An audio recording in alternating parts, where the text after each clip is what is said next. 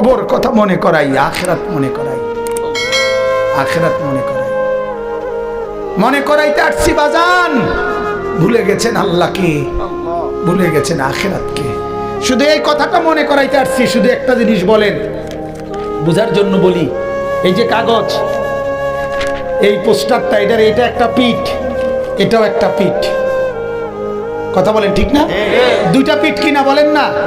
আপনাদেরকে মনে করাইতে আসছি। আল্লাহ বলছে ইয়ালামুনা যাহিরাম মিনাল হায়াতিদ দুনিয়া ওয়া হুম আনিল আখিরাতি হুম গাফিলুন।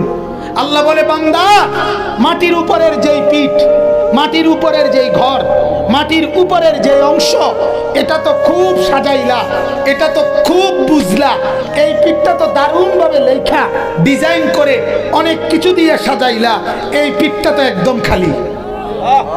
আল্লাহ বলেন, জমিনের উপরের যেই ঘর, সেই ঘরে তো সোফা, খাট, পালং, ফার্নিচার, ওয়াল, বাউন্ডারি, দরজা, জানালা, টাইলস, গ্রিল, SS5 সব দিয়ে বান্দা জমিনের উপরের ঘর তো সাজাইলা।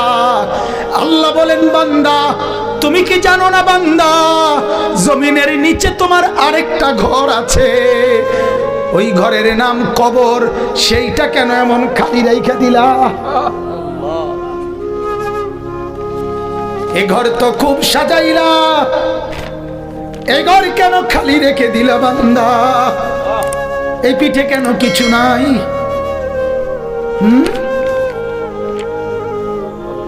বলেন, ভাবেন আধা মিনিট।